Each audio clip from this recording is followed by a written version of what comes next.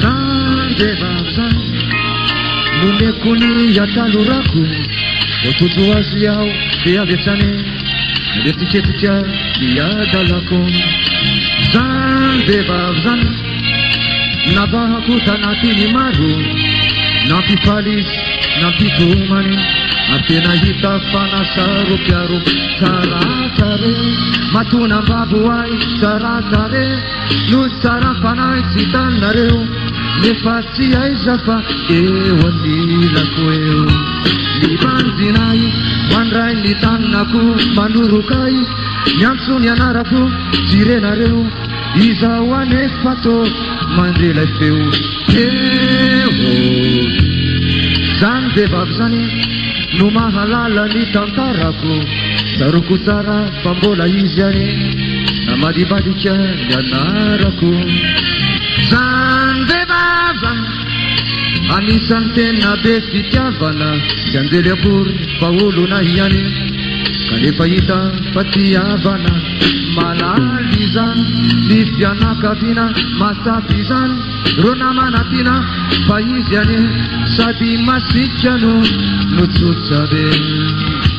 Sihita nisam Rozai nampiliao Patsihita isa Rozai nitalao Kanu hundeni Naireu ankizi nareu Raya mandeni Hello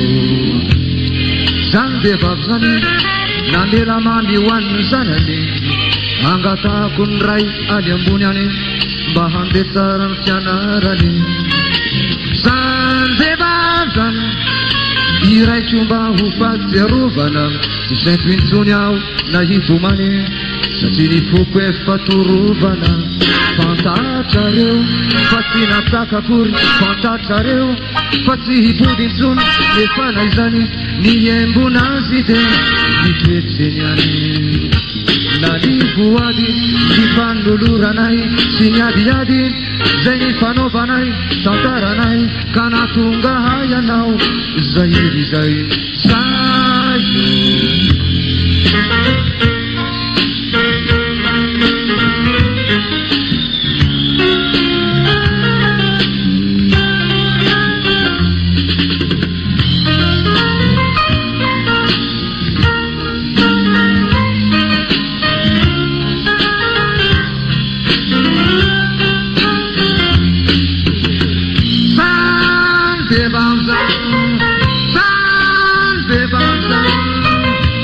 Niyembu nazide